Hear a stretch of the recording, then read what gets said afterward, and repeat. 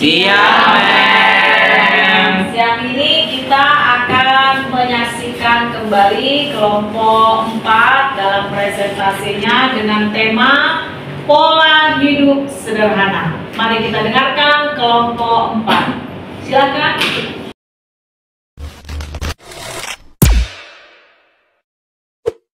Selamat siang teman-teman. Siap. Kami dari kelompok 4 ingin mempresentasikan tema dengan judul pola hidup sederhana. Baik, yang pertama adalah pengertian. Yang pertama, pengertian pola hidup sederhana.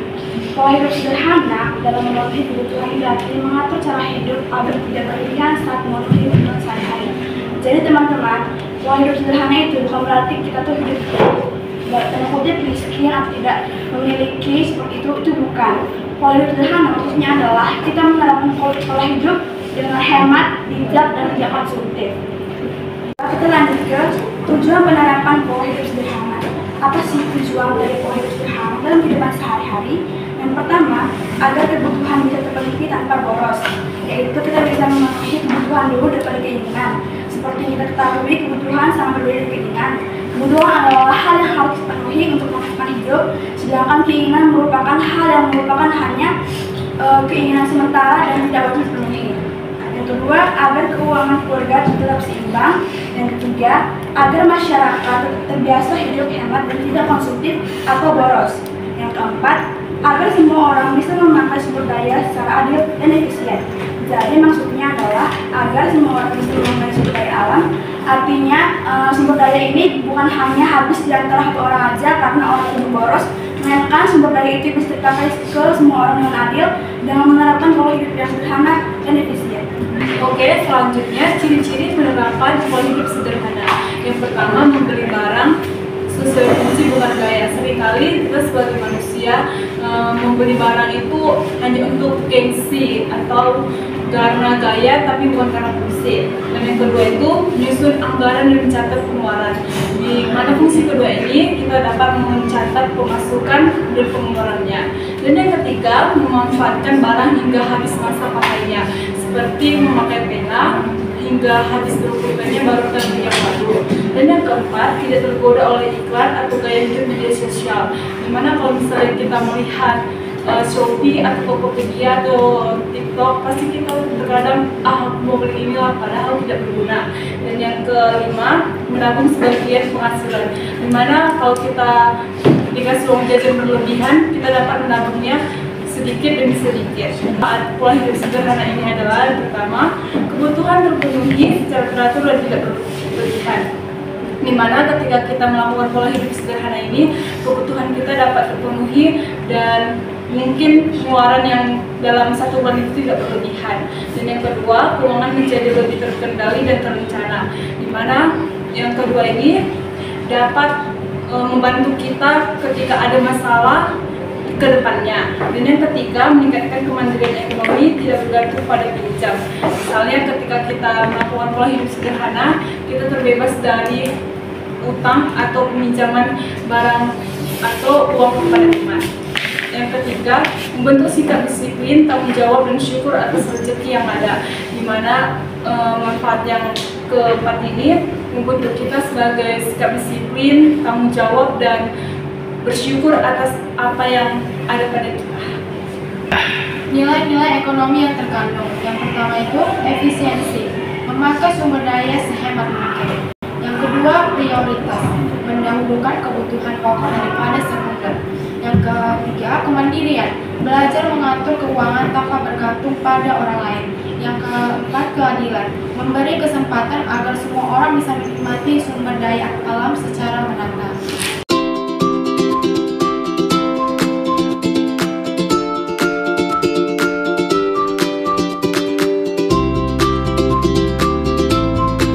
Dampak jika tidak diterapkan, maksudnya adalah apa sih dampak yang terjadi jika pola hidup sederhana tidak kita terapkan. Yang pertama, kebutuhan pokok bisa terabaikan karena terlalu fokus pada keinginan.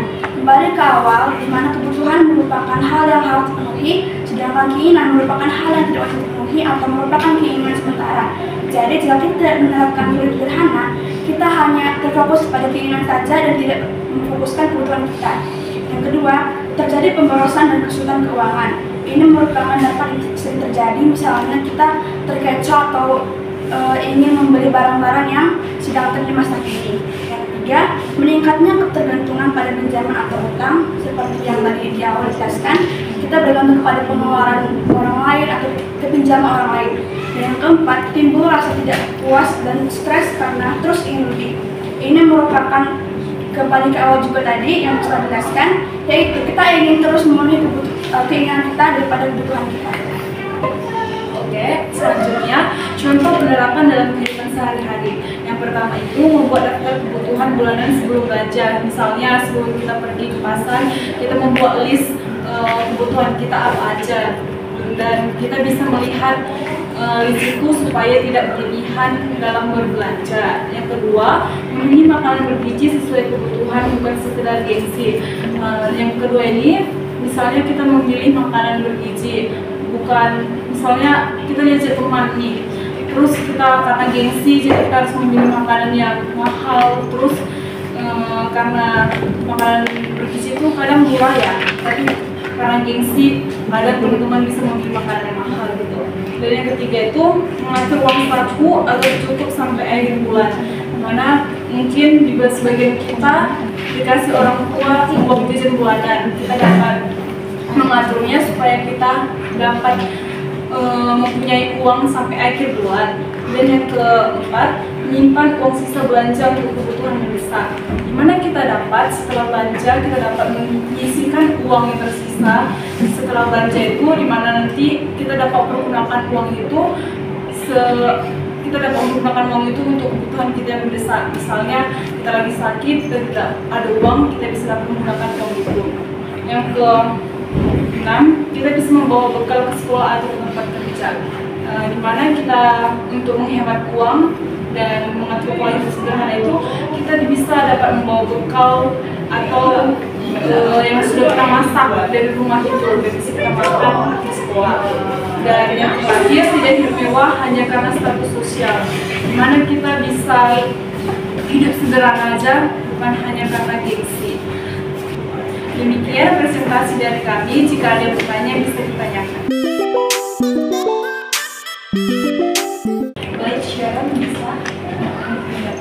Baik, perkenalkan saya Sharon dari kelompok 1. Pertanyaan saya kepada kelompok kalian adalah, menurut kelompok kalian, apa saja yang dapat kita lakukan agar dapat hidup sederhana? Baik, terima kasih. Ini dari kelompok 1, jadi saya bertanya, bagaimana pola hidup sederhana dalam mengatur keuangan seseorang? Perkenalkan, saya dari kelompok 5 yang bertanya, jika kamu memiliki uang lebih setelah memenuhi kebutuhan pokok, mana kamu akan menggunakan uang tersebut agar tetap menerapkan pola hidup sederhana?